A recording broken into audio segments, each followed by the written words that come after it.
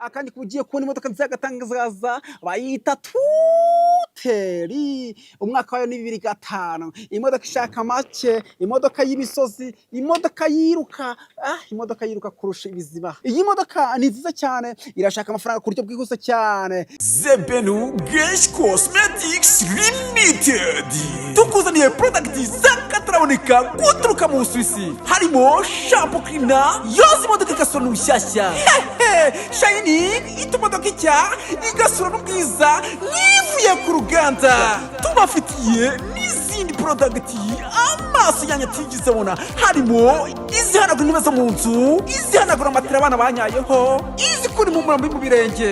Wifuza kurangura wadusanga i Rwamagana hafi ya Equity Bank, i Kigali hafi ya Beka Kimironko, i Rubavu hafi ya Simba Supermarket. Ku bindi bisobanuro waduhamagara kuri nimero zikurikira: 079 28 45 827.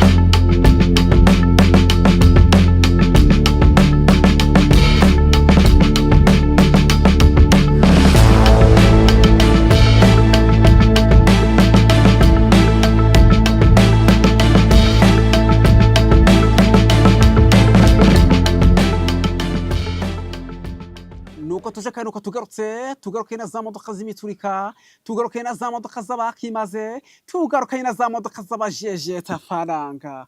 Ariko ubundi niba atari ukumvuna ushaka iyihe modoka, ko nakoze icyo nagombaga gukora nkakuzana kuri Brashari TV. Ariko niho wakoze iby'agaciro, wakoze subscribe, ugakora share yawe, ugakora like, ugakora comment, kugira ngo imodoka nzajya nteka ku isoko zose uzajye uzibonera ku gihe. Aka ni kazi k'umuturika dufite muri mwaka 2026. Nk'ibisanzwe kuri mikro ni Brashari, nije na Emmanuel, uwo ni wenge. We bakwita ndukurikiye Brashari TV, akandi kugiye kubona imodoka nziza y'agatangaza bayita tuteri, umwaka wayo ni 2005. Imodoka ishaka make, imodoka y'imisozi, imodoka yiruka, imodoka yiruka kurusha ibiziba n'ibyapfuye. Imodoka bizima n'ibyapfuye. Iyi modoka ni nziza cyane, irashaka amafaranga ku buryo bwihuse cyane. Mbona gusuza Brashari mwese hano muherere hose, abari mu burasirazuba bw'u Rwanda, mu burengerazuba, mu majyepfo, majyaruguru, aba diaspora, abari mu mujyi wa Kigali, mwe tubana buri munsi, mpora mbasaba umugisha n'amahirwe ngo bivane namwe. Iyi ni Brashari TV, nakuzane tuteri, ndaza kwereka imbere hayo, ndaza kwereka muri moteri, turaza kujya inyuma hariya hose dutandukane. Iyi modoka ufata umwanzo wo kuyigura kandi iri ku giciro kiri hasi cyane, irashaka amafaranga ku buryo bwihuse cyane. Iyi modoka ni rurangiza, iyi modoka ipakiye utuntu twinshi cyane, wajya upakiramo utuntu ahangaha ugapangamo ibintu. Ushobora gukora business y'amata ukagipakiramo amata, nkabona agiye ngurisha.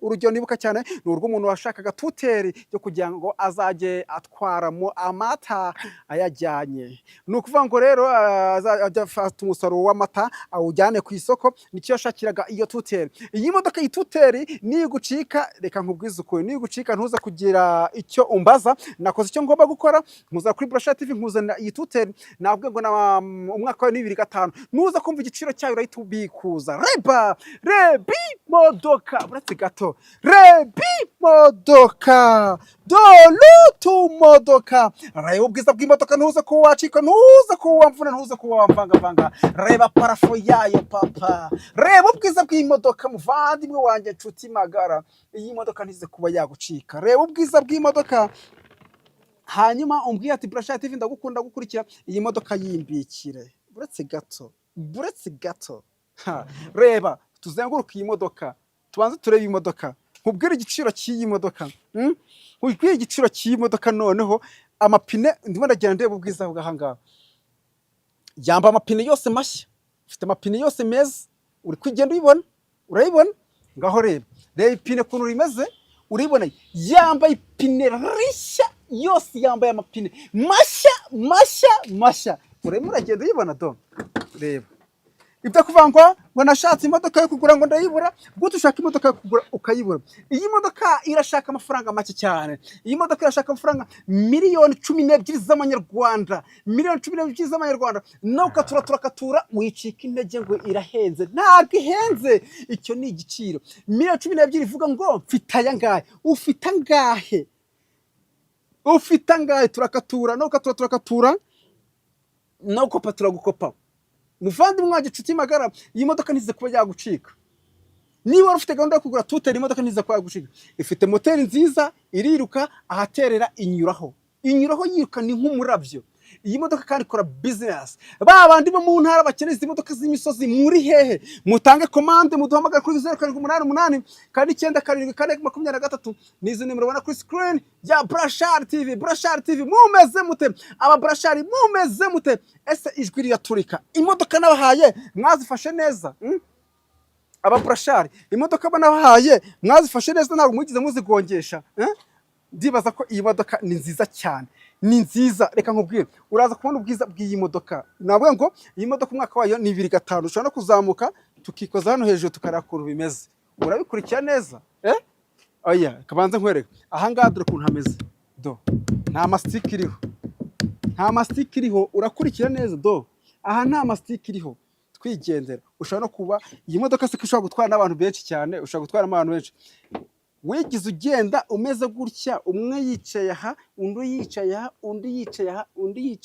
yicaye aha muri kugenda muganira babatwaye mugiye muri business zanyu cyangwa mugiye mu gikorwa runaka iyi modoka ifite imbaraga ntago ari ya modoka igiye ahantu haterera ikaba yagusubiza inyuma reka nabwo ngo amafaranga miliyoni 12 iyi modoka ntize kuba yagucika habe na gato iyi modoka ifite ubuzima n'ubuziranenge nkwibutsa ko kuri Brasha TV tuba dufite imodoka nyinshi buri munsi tugurisha kandi buri munsi twakira imodoka 1000 ndibaza ko mu modoka 1000 twakira buri munsi kuri Brasha TV hatazabura mu modoka yawe gute se byaciye muzihenze ukabura imodoka kuri Brasha TV ukayibura gute se wabura imodoka gute se mu modoka igihe twakira buri munsi ushobora kuramo imodoka gute ntago sinjya mbyiyumvisha siniyumvisha ko umuntu aba afite amafaranga miliyoni 5 akanyagirwa n'izuba nako akanyagirwa n'imvura sinibuza ko umuntu afite amafaranga miliyoni 2 izuba imvura ikamunyagiza izuba rikagera rimumena magatwe rimumena umutwe rikumera gute umutwe miliyoni 1 y'amanyarwanda yawe itwaye ibyaza umusaruro miliyoni 1 n'igice nawe ugasezera kugenda n'amaguru hondagura ariko ngura umusirimu sirimuka mu mutwe nta gicucu gitunga miliyoni ukajya kiryaga gurangura urabona ngo Brasha TV ngo mfite amafaranga miliyoni 2 ngese ngo miliyoni 3 cyangwa miliyoni 3 abantu benshi bagira babimbwira ngese ngo miliyoni 3 ngo twaguramo imodoka imeze gute imodoka ziza zihari ku bwinshi cyane nyinshi bikora nk'uwikini utanga commande dukora mu mujyi wa Kigali umamagare kuri 0788 kandi 9 abemera ko Brasha TV ibasha mvugira ngo Brasha TV hejuru abemera ko Brasha TV ari imwe rukumbe kuri uyu mugabane hano idi Brasha TV se ni hano wari wabona Brasha TV muri uru Rwanda cyane niho hano wari wabona ahantu cyangwa ikigo gicuruza imodoka ku rwego rwo hejuru aho mu kirazo umunsi umwe agatakira imodoka kigenda kuko nta mwanya wo gutatu dufite upfa kuba watanze commande iyo ngufashije bagufasha nk'uwifasha nkagufasha umuvandimwe we nkagufasha inshuti ye magara iryo ni ryo banga tugendana niyo mpamvu abantu bava kure cyane bakabarara bagenda wenda kuva nk'urugero kuva Rusizi kugera i Kigali yahagutse ku isaha y'isa 9 agera mu mujyi wa Kigali hagati ya 2 na 3 6 ako kazi tugahita dutangira akazi tugahita tumuhereza imodoka agahita asubira mu mujyi agasubira mu burengerazuba mu karere ka Rusizi yicyuriye imodoka akavuga ati nanjye imodoka niguye kuri Brasha TV bati warakoze kundangira. Hari abantu benshi rero baba batazi Brasha TV bakagenda baharangirwa n'abandi bantu bakavuga ati warakoze kundangira kuri Brasha TV nahageze kuko Brasha TV imodoka yaguhaye nayibonye imodoka yaguhaye narayibonye nanjye iya mpaye urabona ko ifite ubuzima nk'ubwa yayindi yaguhaye. Ni ukureka nkubwiza ukuri kuba umunyamujyi ntago kuba umunyamujyi ikizavuga kuri umunyamujyi ntago ari ukuba wambaye neza ntago ari ukuba umeze gutya kuba umunyamujyi ni ukuzi Brasha TV byakuvuna kugira ngo unyumvishe kuri umunyamujyi ukaba utazi Brasha TV. Kuba umunyamujyi ntago ari ukurira ahantu heza harenze, kuba umunyamujyi ntago ari gusohokera ahantu harenze. Ubu umunyamujyi ukora ibyo ngibyo ariko ubuzi Brasha TV. Ubu umunyamujyi ukora subscribe, iyo wakoze subscribe ugura imodoka kuri Brasha TV ukayigura ku giciro cyiza cyane, ukayigura udahenzwe ukagura imodoka neza cyane nk'umunyamujyi. Ariko ibaza kuba uri umunyamujyi ukora ibyo byose by'umunyamujyi wajya ukagura imodoka yahirimanze, wajya gushaka kugura imodoka ugashaka wagura imodoka ukahabura kuko utazi Brasha TV neza. Iyo uri umunyamujyi ufungira kuri Brasha TV ubuzi Brasha TV ukurikira Brasha TV kuko Brasha TV si yanjye ni iyanyu. Navuga ngo iyi ni tutere nziza cyane, imodoka y'agatangaza, imodoka nziza cyane, imodoka ushobora kugura ukataka imisozi.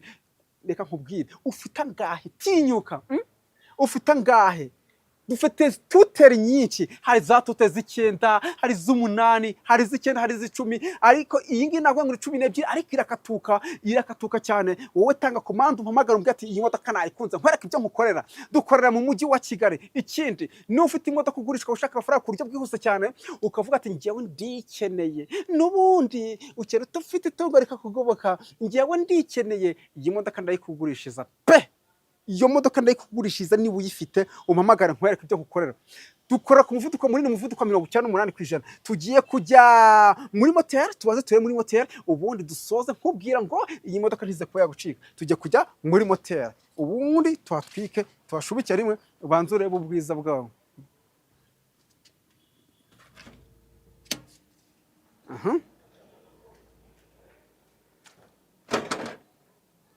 Ngwino ubereka kuntu ture kuntu hameze.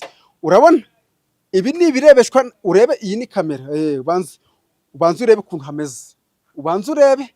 Izi modoka ni zazindi rero umva ni imodoka za kera. Ntago iyi modoka uvuga ngo ni 2018 nka zazi tuba turi kwamaza 2018. Oya, iyi modoka umwaka wayo ni 2005. Ni ukuvuga ngo rutuntu wayisangaho urabona ko ni imodoka y'imisozi, urabona ko ifite akantu k'akavumbi, urabona do n'utu tuntu utunyiriza imodoka za kera n'udusinga barahambira hanga. Ariko ni imodoka za kera ishikubwe imodoka z'imisozi. Niyo mpamvu mubona ifite ivumbi, ifite ubushobozi bwo kuva mu mujyi wa Kigali ikarekiza mu majyepfo ikajya nta gushyuha nta guhagarara. Ikindi izi modoka ntago zinywa.